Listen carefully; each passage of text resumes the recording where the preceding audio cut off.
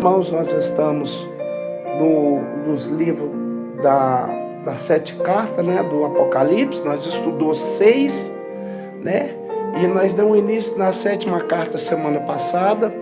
Nós vamos recapitular. Nós fazemos isso diariamente, nós sempre recapitulamos, nós sempre relembramos, uma forma de você comprovar, né, de você reforçar o aprendizado, você rever aquilo que já vimos, porque fica até mais fácil, né, a compreensão do assunto. E se por alguma razão, por algum motivo, você não pôde participar semana passada, você vai ter mais ou menos uma ideia daquilo que foi falado semana passada. Vamos relembrar primeiro. Nós dissemos que o nome Laodiceia significa justiça do povo, e essa cidade foi fundada por volta do ano de 250, mais ou menos, antes de Cristo, e aí que recebeu esse nome, exatamente porque Antíoco II tinha uma esposa chamada Laodice, e em homenagem à sua esposa Laodice, ele colocou o nome da cidade Laodiceia.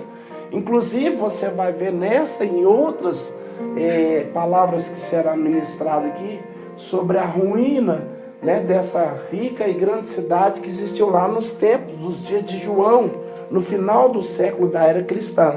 E nós vimos também na palavra anterior que as ruínas estão lá até hoje, né? Para quem vai lá visitar, vai encontrar lá, vai lá na ilha de Patmos e vai nessas 7 cidades. Em todas elas irá encontrar colunas, né, que estão erguidas ainda, como uma comprovação que realmente a cidade existiu dos tempos antigos. E a cidade de Laodiceia é uma cidade importantíssima, porque ela tinha uma posição geográfica privilegiada, onde estava no meio das grandes rotas comerciais. Havia muitas pessoas que passavam pela Laodiceia, das suas rotas comerciais, para compra e venda de produtos. E falamos também, na palavra anterior, sobre 4 características que a cidade de Laodiceia existia. Primeira característica, ela era a cidade mais rica do mundo. Tão rica que quando ela foi abalada por terremoto, ela não precisou da ajuda de Roma para reerguê-la, para reconstruir. Havia muitos milionários, né, naquele período lá, em Laodiceia. Agora, isso trouxe um grande problema. Tornou os seus habitantes orgulhosos. Eu expliquei que na passagem anterior, que o problema não é a riqueza. O problema não é ter o dinheiro. Esse não é o problema. Não é problema ser rico. O problema é quanto dinheiro adquirido em forma desonesta, que não é o caso da Laodiceia. O problema é quando a pessoa se torna avarenta, né, para ficar apegada no dinheiro. A tragédia na vida de qualquer ser humano é isso, né, principalmente na vida do cristão. Quando o homem se torna orgulhoso, soberbo, né? Quanto alguém, crente ou não, cristão ou não, ele, pelo fato de ter bens materiais, poder aquisitivo, pensar que nós não precisamos, que nós não dependemos de Deus, né? Porque tudo que temos provém dele. A segunda característica da cidade de Laodiceia, nós vimos também na palavra anterior, que ela era riquíssima e famosa por causa de lã, né? Uma lã especial que ela produzia. Havia fábrica de roupa, havia uma espécie de detector da moda daquela época, né? Eu falei semana passada sobre essa lã de ovelha, era ovelha negra, né? Era uma das lãs mais raras, e havia muitas criação de ovelha lá em Laodiceia. Havia extração dessa lã especial. Havia fábrica de roupas nessa cidade de Laodiceia, que fez, infelizmente, que também os seus habitantes se tornassem orgulhosos por isso. Em terceiro lugar, a terceira característica da cidade de Laodiceia, nós vimos na palavra passada, é que essa cidade, ela tinha uma escola de medicina que produzia um unguento quase que miraculoso ou milagroso, né? Que servia tanto para os olhos quanto também para os ouvidos, né? Então, Deus havia abençoado aquela cidade, dado sabedoria para que esse unguento pudesse ser produzido, e ia pessoa do mundo inteiro a Laodiceia em busca desse unguento, em busca desse medicamento, né, para os ouvidos, para os olhos. Era outra característica, né, de Laodiceia. E em quarto lugar, nós vemos também que lá da cidade de Laodiceia, águas de Laodiceia vinham de outras duas cidades, Colossos e Herápolis. E Colossos estava água fria, em Herápolis estava água quente. E vinha essas águas lá para Laodiceia, que eram águas terapêuticas, mas para beber essas águas elas eram mornas, elas eram intragáveis. E eu já disse nos programas de pregação que toda vez que eu passo aqui eu falo que é muito importante conhecer o contexto histórico para poder conhecer a carta. Então uma cidade era famosa porque ela produzia lã, que ela produzia tecido, ela era rica porque tinha esse unguento, e ela também era conhecida por causa das suas águas. Então essa era a característica da cidade, né? Jesus então vai usar essas características da cidade para falar da carta, que eles se sentiam ricos, mas que eram pobres, que eles tinham lã, tinha fábrica de roupa, mas precisava comprar do próprio Cristo vestes brancas, que eles tinham unguento, colírio para os olhos, mas que estavam cegos e precisavam comprar colírio de Cristo, e que as águas que eram terapêuticas, que eram intragáveis, Jesus disse que os crentes, que a igreja de Laodiceia era mornos, como era essas águas que corriam na cidade. Nós vamos perceber isso quando nós estivermos estudando o conteúdo dessa carta, que você já sabe que está no capítulo 3, versículo 14 ao 22 do livro do Apocalipse. Também eu falei sobre um pouco da carta, o que vimos sobre a carta, que das 7, a única carta que não recebe elogio de jeito nenhum. O interessante é isso aqui, meus irmãos, porque Jesus, ele sempre procurava uma virtude naquela igreja para elogiar. Inclusive, eu vou te dizer algo interessante. Paulo aprendeu com Jesus. Quando Paulo escreve as cartas das suas epístolas, Paulo sempre elogiava alguma coisa na igreja, ou a fé, ou o amor, ou a perseverança, enfim. E nós vamos perceber que essa é uma característica das 7 cartas. Jesus sempre está elogiando alguma virtude, ou o amor, ou a fé, ou o serviço, ou a perseverança, enfim.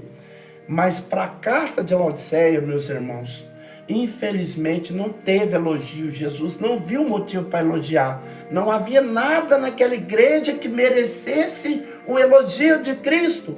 Mas por outro lado, como não se bastasse isso, como não se bastasse o fato da igreja não receber elogio de Cristo, exatamente aonde Jesus é mais enfático, aonde a repreensão é mais drástica, né? E você vai compreender isso pelo estado espiritual da igreja de Laodiceia. E eu disse semana passada, o estudo da carta, eu só expliquei um versículo, que foi o versículo 14. Eu disse que Jesus, ele se manifesta, ele se revela, ele envia essa carta ao anjo da igreja, e você já sabe que não é um ser angelical, que é um obreiro responsável. Nós não sabemos quem que era o líder da igreja, mas eu li vários textos na carta de Colossenses, onde Epáfras, que era o companheiro de Paulo, foi líder dessa igreja, e possivelmente que foi um dos fundadores da igreja também. E também nós vimos que Jesus, ele se manifesta, ele se revela àquela igreja com 3 tipos. Jesus diz que é o Amém, Jesus diz que é a testemunha fiel e verdadeira, e o princípio da criação de Deus. Eu já expliquei que quando Jesus diz que é o Amém, é a comprovação, a confirmação da palavra de Deus, porque a palavra Amém significa isso, assim seja. Quando Jesus diz que a testemunha fiel e verdadeira, porque Jesus viu e ouviu do próprio Deus, ou das coisas celestiais, ou até mesmo da condição da igreja de Laodiceia. Jesus sabia, viu todas as coisas. Então ele poderia dizer que é a testemunha fiel e verdadeira, que nós podemos crer, que nós podemos acreditar, que nós podemos dar crédito e que nós não precisamos temer ou duvidar das suas palavras. E expliquei também que quando Jesus diz que é o princípio da criação, Jesus não está dizendo sobre hipóteses algumas que ele é um ser criado, que ele foi criado por Deus. Não, Jesus é eterno. Eu mostrei aqui vários textos aqui que mostram que Jesus já existia antes mesmo de Deus criar os céus e a terra. Então, o que significa essa expressão, o princípio da criação de Deus? Significa que ele é criador, ele é o soberano da criação, né? Eu vi isso e falei com os irmãos em outras versões. E João capítulo 1, e no versículo 3, e o versículo de número 10, que João deixa bem claro no seu evangelho, que todas as coisas foram criadas por ele, por Cristo, e sem ele nada do que foi feito se fez. Então, nós vimos apenas o versículo de número 14 semana passada, e hoje nós vamos dar continuidade no estudo da carta, e vamos estudar 2 versículos hoje, o 15 e o versículo de número 16. Se você tiver uma Bíblia, esteja com ela na sua mão aí agora. Se você não tem, se você não dispõe de uma Bíblia, você pode acompanhar aí através da minha fala, porque eu creio que Deus ele tem uma facilitação para a sua visualização e também a sua compreensão e audição. Versículo 15. Eu sei as tuas obras. Bom, você sabe que era comum em todas as cartas Jesus sempre dizer isso, que conhecia as obras da igreja. Isso revela não somente a sua onipresença e a sua onisciência, mas revela também que as nossas obras, meus irmãos, todas elas estão registradas, tanto obras boas quanto obras más. Ele conhece não apenas as nossas ações, Jesus conhece também as nossas intenções. Ele conhece tudo, eu falei isso hoje lá na igreja. Não existe nada, absolutamente nada que Jesus não saiba, que Jesus não veja ou que Jesus não conheça. Ninguém, absolutamente ninguém pode se esconder dele. Ele conhece o passado, ele conhece o presente, ele conhece o futuro, ele sabe quem nós somos, ele conhece cada um de nós na sua individualidade. Conhece o nosso caráter, o nosso temperamento, as nossas ações, as nossas atitudes, as nossas emoções, enfim, ele conhece todas as coisas, todos os nossos dilemas, as nossas preocupações.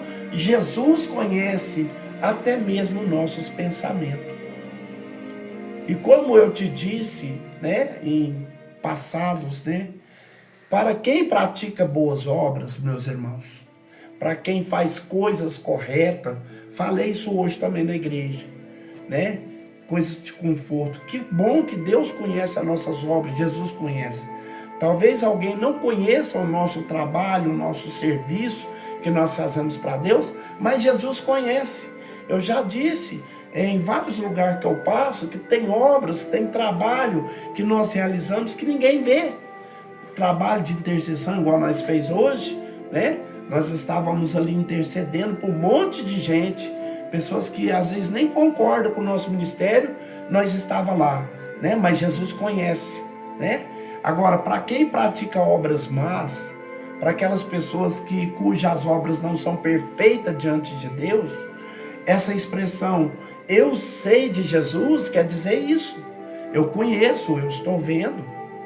Então, há pessoas que podem se esconder do pai, da mãe, do pastor, enfim, pode fazer as coisas escondidas da sua família, seja lá o que for, né? Mas Jesus fala, eu sei as suas obras, porque Ele conhece tudo, Ele conhece todas as coisas, né? Mas Jesus disse ainda, o que Jesus diz a essa igreja? Eu sei as tuas obras, que nem és frio, nem quente. Esse foi o diagnóstico que Jesus achou nessa igreja de Laodiceia. E o que significa isso? Não é frio nem quente.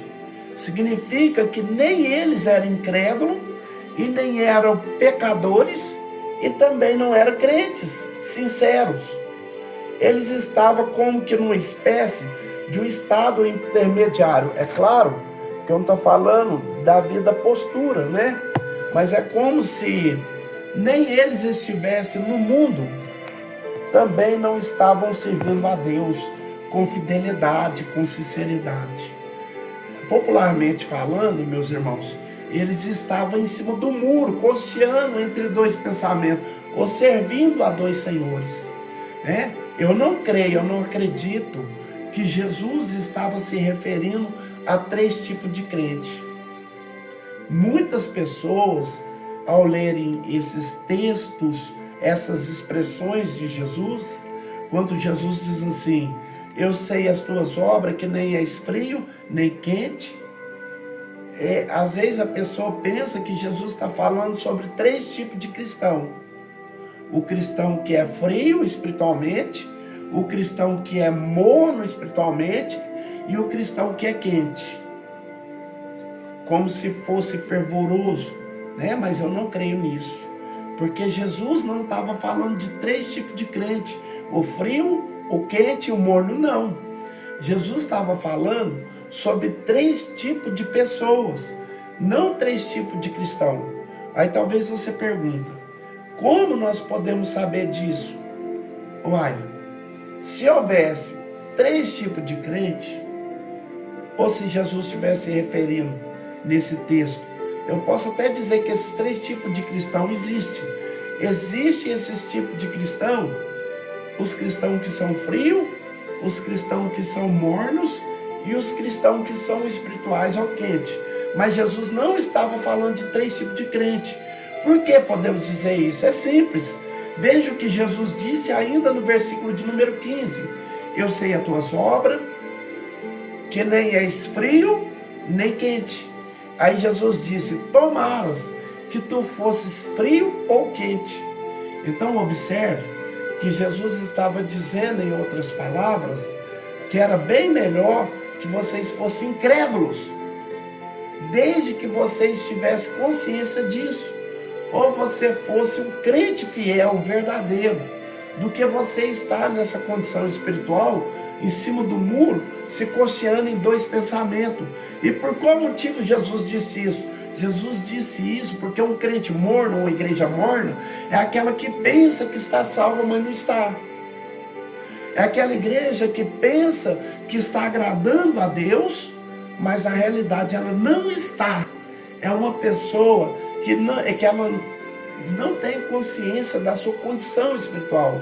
É como se as pessoas estivessem pensando uma coisa, quando na realidade diante de Cristo elas são outra. Então observe, se Jesus estivesse falando para 3 tipos de crente, de cristão, o cristão frio, ou o cristão morno, ou o cristão quente, ou espiritual ou avivado, não tenho dúvida disso, que é melhor ser morno do que frio. Se eu estivesse falando, se Jesus estivesse se referindo a 3 tipos de cristão, no caso, é melhor ser um cristão morno do que ser um cristão frio. A temperatura espiritual de um cristão morno está mais próxima do que a temperatura do frio. Mas Jesus estava falando sobre 3 tipos de pessoa, né? Que tipo de pessoa representa aquele que é frio? Aquele que não é crente, aquele que não crê em nada, aquele que não é salvo, mas ele tem a consciência, né? Eu preciso receber Jesus, eu preciso seguir a Cristo para ser salvo. Esse é o frio, ele tem consciência. Quem é o cristão quente, de acordo com o texto? Aquele que é salvo, aquele que está procurando agradar a Deus, aquele que está procurando servir Jesus. E quem é o cristão que é morno? É aquele que está no meio. Nem é o pecador, ele não é o incrédulo, porque conhece a verdade, porque ele faz parte de uma igreja evangélica, porque ele faz parte de uma igreja cristã, mas ele também não está agradando a Deus. Observe o que Jesus diz. Jesus diz assim, eu sei as tuas obras, que nem és frio, nem quente. Ou seja, nem você é um pecador e nem você é um cristão autêntico. Aí Jesus diz, tomara que fosse frio ou quente. Era melhor que você fosse um pecador consciente disso, ou você fosse um cristão de verdade. Assim, porque és morno e não és frio e nem quente, vomitar-te-ei da minha boca, né? Então Jesus diz, você não é morno nem é frio. Então observe essas 3 temperaturas que Jesus fala. São 3 temperaturas mencionadas nesse texto: morno, frio e quente. Então nós vimos isso. Vimos que o frio é incrédulo, o pecador que não serve a Deus. Mas ele tem consciência disso. Ele pode receber Jesus a qualquer momento e ser salvo. O quente é aquele que é salvo, que é fiel, que está guardando a vinda de Jesus. Mas o crente morno, quem que é? É aquele que aceita Jesus e não serve com sinceridade, meus irmãos. Ele fica cocheando entre 2 pensamentos, o coração dele está dividido. Ele serve a Deus, mas ele não segue com sinceridade. É aquele que quer servir a Deus, mas ele quer ficar no lado da riqueza, os prazeres efêmeros, o prazer do mundo, né? E Jesus disse que essa temperatura espiritual dessa igreja, da igreja de Laodiceia, estava idêntica com aquelas águas que eles consumiam, né? Eu te mostrei isso semana passada. Os historiadores informam isso, que a água consumida em Laodiceia, ela vinha de 2 cidades, vinha de Colossos e de Herápolis. Em Colossos estavam as fontes de água fria, em Herápolis estavam as fontes de água quente, tornando assim as águas de Laodiceia terapêutica, né? Eu não tenho dúvida disso, mas elas eram intragáveis, era morna, dava náusea. A pessoa bebia daquela água, tinha náusea, ele vomitava. E Jesus compara a igreja com as suas águas, com água morna. Os crentes de Laodiceia eram mornos. E o que vem a ser um crente morno? Você já sabe. Um crente que aceita Cristo, mas não está servindo a Deus com sinceridade. Essa mornidão espiritual, meus irmãos, ela pode ocorrer de 2 formas distintas na vida do cristão. Primeiro, o crente pode ser morno desde o princípio, desde o início da sua fé. A pessoa aceitou Jesus, a pessoa entrou no evangelho, a pessoa entrou na igreja, mas ela não é crente. O evangelho não entrou nela ainda, não houve uma mudança espiritual, não houve uma transformação no interior dela. Ele entrou na igreja, ele é evangélico, ele se diz cristão, ele entra na estatística dos que são cristãos, mas lá dentro, interiormente, não houve mudança, não houve transformação. É aquela pessoa que não nasceu de novo, que não teve uma vida transformada pelo poder do evangelho, pelo poder do Espírito Santo. Eu já disse isso e falei lá também, lá na igreja hoje, que o Espírito Santo que vem habitar em nós, veja como é o nome dele, é Espírito, porque é um ser espiritual, e o nome dele é Santo, porque a principal obra, a atividade do Espírito Santo na vida do crente, é promover esse novo nascimento, essa transformação espiritual, que Jesus disse a Nicodemos, que se não nascer de novo, não pode entrar no reino de Deus. O novo nascimento, meus irmãos, é a regeneração espiritual, que é uma condição que é sem a qual ninguém pode ser salvo. Jesus disse a Nicodemos, capítulo 3 de João, se não nascer de novo, não pode entrar, não pode ver o reino de Deus. Então não basta fazer parte de uma igreja evangélica, não basta descer as águas batismais, não basta participar da Santa Ceia, não, isso é importante, mas não é tudo. É necessário nascer de novo. Foi o que Jesus disse a Nicodemos. Quando Nicodemos, aquele mestre em Israel, chegou para Jesus, para os filhos de Deus, e diz assim: Rabi, bem sabemos que tu és mestre vindo de Deus, porque ninguém pode fazer esses sinais que tu faz se Deus não for com ele. Jesus viu o íntimo dele, né, o coração dele, porque Jesus é aquele que conhece tudo, cujos olhos são chama de fogo. Ele viu lá no íntimo, no coração de Nicodemos, e ele percebeu assim, ele é religioso, mas não é salvo. Aí o que Jesus disse? É necessário você nascer de novo.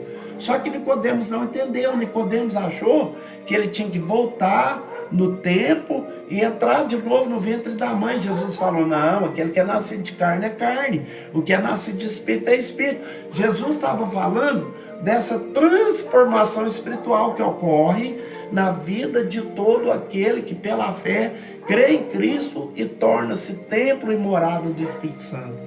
Então essa mornidão espiritual, ela pode ocorrer desde o início. Quando e qual ocorre isso? Quando alguém entra no Evangelho, mas o Espírito Santo de Deus não entra nele, não, aí não há mudança, aí não há transformação, não houve nascimento.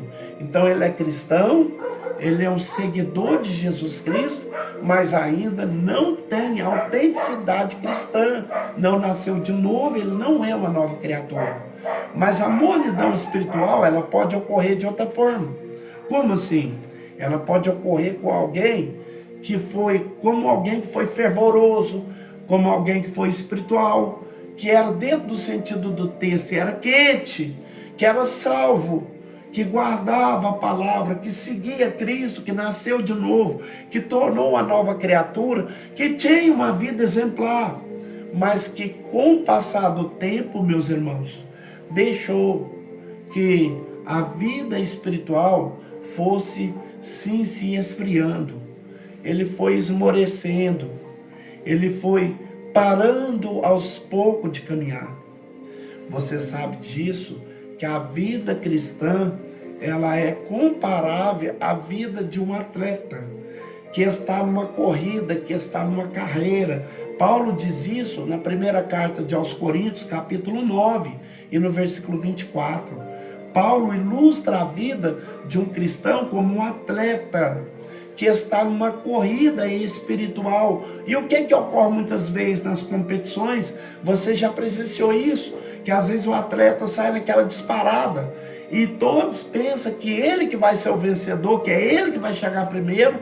Só que na caminhada, naquele percurso da corrida, ele vai diminuindo os passos, ele vai cansando, e outras pessoas vão passando, e daqui a pouco acontece muitas vezes dele nem chegar na linha de chegada.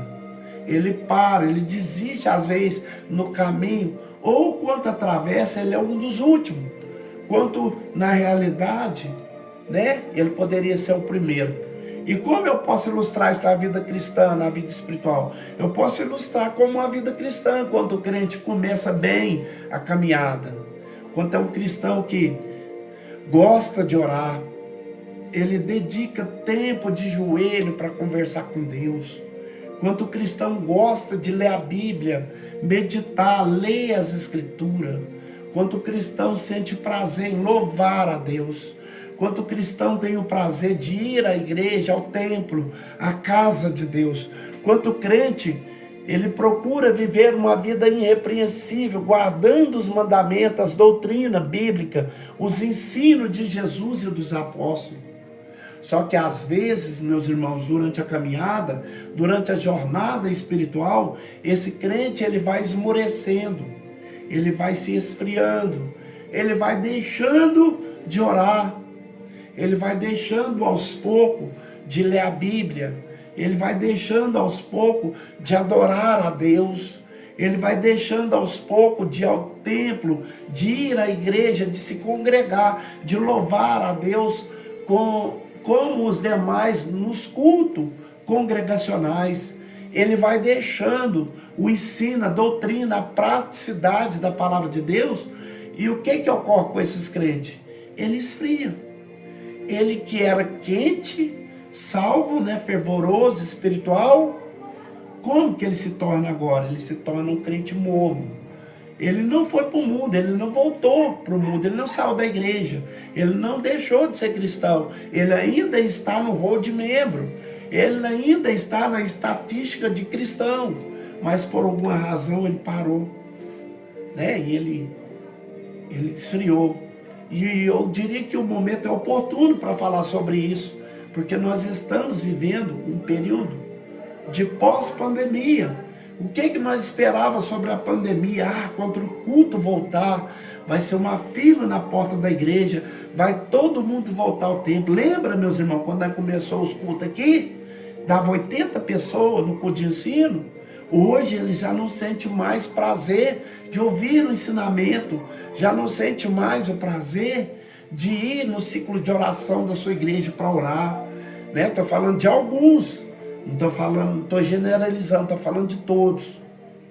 Quantos cristãos que esmoreceu na fé, que esfriaram, meus irmãos, que com a pandemia eles ocuparam com outras coisas, deixaram que a vida espiritual fosse afetada ou abalada.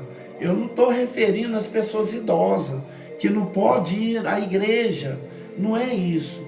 Eu estou referindo àqueles que podem ir e não vai. Eu falo isso sempre lá no nosso grupo, né, da igreja. Eu estou me dirigindo à pessoa que não sente mais prazer de orar, de conversar com Deus, de abrir a Bíblia, de meditar nas Sagradas Escrituras.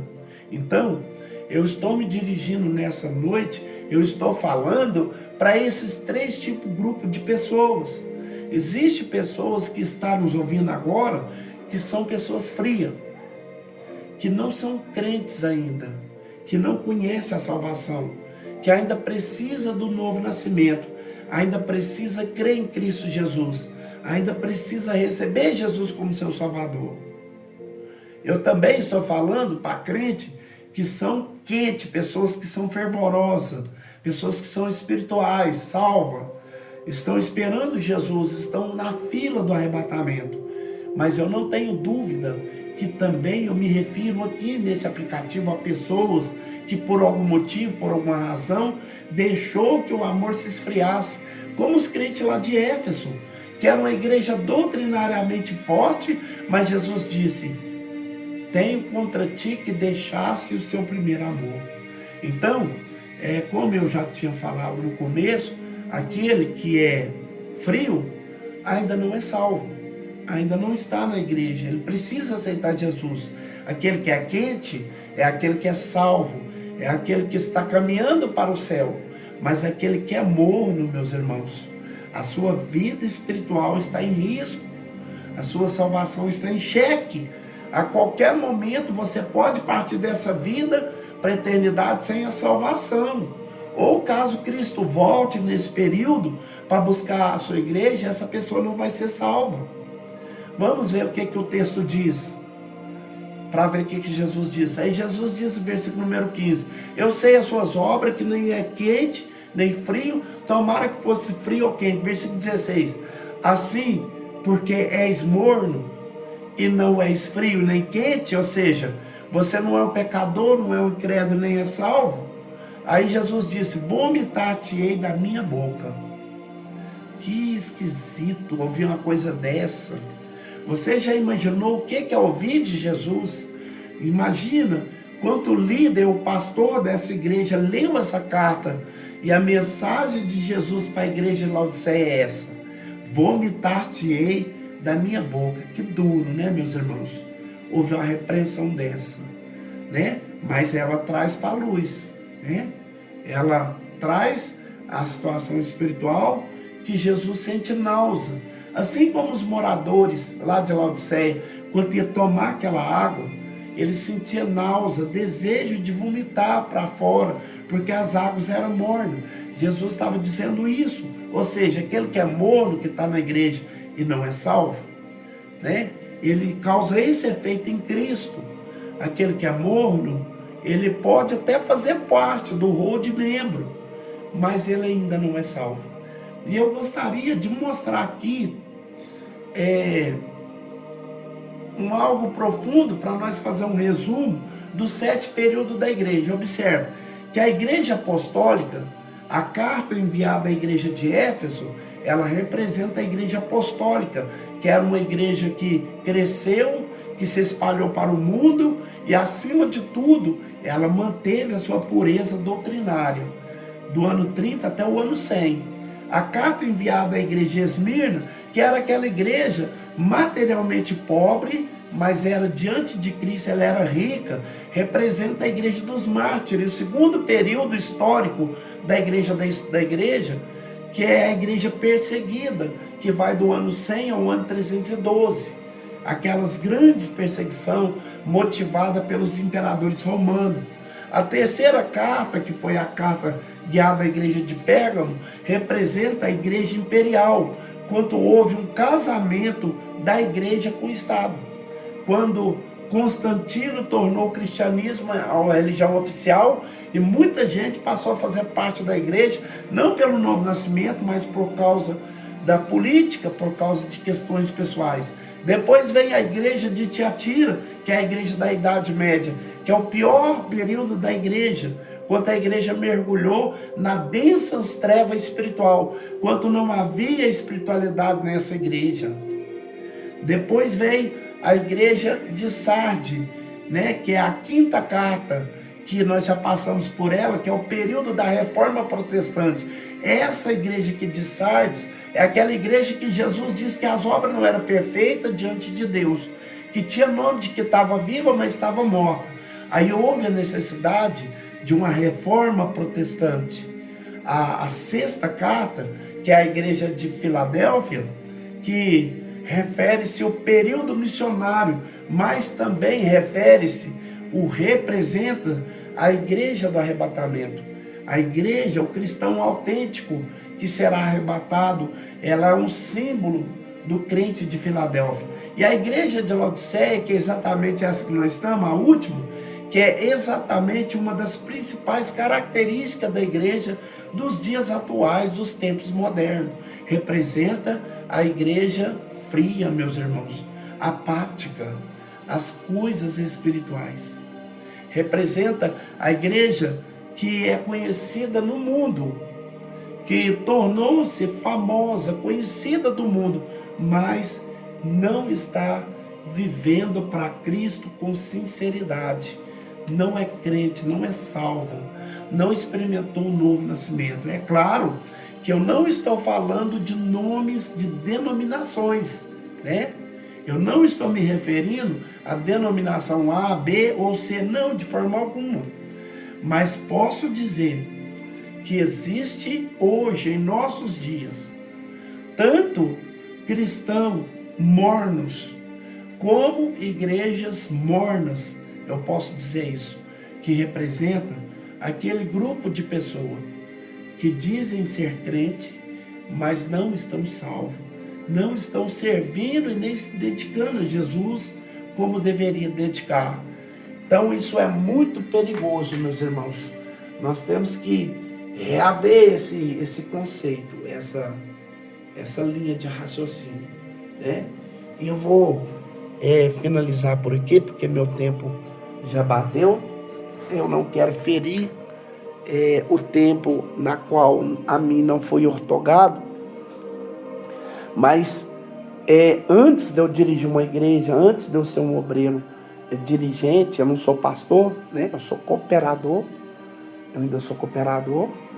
Antes de eu dirigir uma igreja, eu tinha a minha mentalidade de membro, né? De obreiro, que eu andava por toda parte aí, eles me chamando para pregar em todas as partes, né? E eu tinha a mentalidade de um obreiro normal, assim, não conhecia a luta de um pastor, eu não conhecia a identidade de uma igreja, né? Hoje eu estou, pela misericórdia do Senhor, na direção, dirigindo uma igreja, e hoje eu sei que eu tenho que levar essa mensagem. Muitas pessoas não irão me aprovar por esse ato de repugnar as más obras, né? Porque o pastor bom é aquele pastor que é amigo de todo mundo, né? Igual eu disse, eu não quero ser inimigo, né? Eu quero ser amigo, mas porém eu não quero ser íntimo de ninguém, porque a nossa dignidade não tem preço, meus irmãos. A nossa fidelidade, a nossa característica cristã, o nosso compromisso com as coisas de Deus não pode ser acalentada por valores. Nós temos que representar o reino de Deus, né? E as mensagens que eu prego, não prego massageando, né? O povo gosta, eles participam, eles interagem, porque eles sabem que está vindo de Deus, né? É porretada santa. O Senhor dá o pau numa mão para dar cacetada e dá o bálsamo na outra para ir passando em cima das feridas, né? De maneira que as feridas dão hematoma, mas ao mesmo tempo elas são curadas pelo bálsamo da consagração, da santificação e da certificação da salvação que Deus nos promete.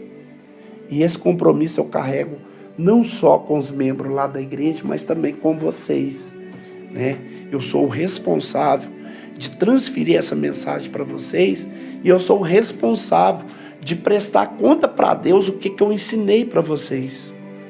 Eu tenho que ter essa consciência que eu ensinei algo salvífico, algo sadio, algo que é verídico, que é bíblico, que é coisas que o Senhor requer de nós. Tá bom, meus irmãos? E no mais eu fico muito grato pela participação das pessoas que estão envolvidas, inseridas, pelas pessoas que têm participado desse ensinamento. Igual eu falei, não é todos, né? Porque, igual eu disse, nem todos irão receber a mensagem do Senhor e fazer uso dela. Nem todos que moram dentro de Israel são israelitas, mas os que são quentes, os que são elogiados pelo Senhor, e esses recebem a palavra e guardam na tábua do coração. Querido Deus e eterno Pai, Pai, aqui foi aplicada mais uma palavra. Semana que vem, Deus, nós vamos falar da terceira parte dessa palavra. E na próxima semana, sem ser na que vem, na outra, nós já vamos estar finalizando essa carta para estar entrando no Apocalipse 4. Senhor, eu quero falar sobre todo o Apocalipse para esse povo aqui, Senhor. E eu quero que o Senhor me dê sabedoria, graça, nos momentos de ensinamento pelas madrugadas. Deus, do jeito que o Senhor foi com Paulo lá na Arábia, no deserto, onde 11 anos, meu Deus, ele facultou faculdade com o Senhor no deserto. Pai, eu também quero ter esse professor para me ensinar, meu Pai, como eu devo conduzir esse povo. Deus, eu não quero ensinar nada que não seja da sua autoria. Me dê graça, sabedoria. Dê para esse povo também um coração cheio de fé, cheio de amor, aberto para as coisas do Senhor, para receber com boa intenção, com boa dádiva, como um presente do céu. Meu Deus, muito obrigado. Que essa semana seja uma semana de vigor, de virtude. Que o Senhor abra a porta para aqueles que estão desempregados. Deus, que o Senhor possa colocar a mão na despensa daqueles que estão, meu Pai, sem alimento dentro dos seus lares. Para aqueles que estão, meu Pai, pensativos no que vai fazer, porque os boletos estão gritando. As contas estão batendo na porta e ele, desempregado, não sabe o que fazer, Pai. Está aqui nesse aplicativo pela fé. Porque ele sabe que o Senhor é o recurso, porque ela sabe que do Senhor vem a providência. Deus abre a porta, providencie para cada um, mostre a sua grandeza em honrar, em abençoar, em prosperar, em fazer a tua obra de uma forma gloriosa. Meu Deus, muito obrigado. Fica conosco, que a tua mão seja sobre a minha casa. Coloca os teus anjos, um muro de fogo em volta da minha família. Cobre os meus descendentes com teu sangue. Repreende todo espírito de maldição. E que a tua paz esteja enraizada no nosso coração. Que o amor de Deus Pai, a graça do nosso Senhor Jesus Cristo e as doces consolação do Espírito Santo esteja com todos. E toda a igreja diga amém. Amém. A paz do Senhor Jesus. A paz do Senhor Jesus a todos. Amém, a paz do Senhor. Amém. A paz do Senhor Jesus a todos. Amém, a paz do Senhor, irmãos. A todos. A paz do Senhor Jesus a todos.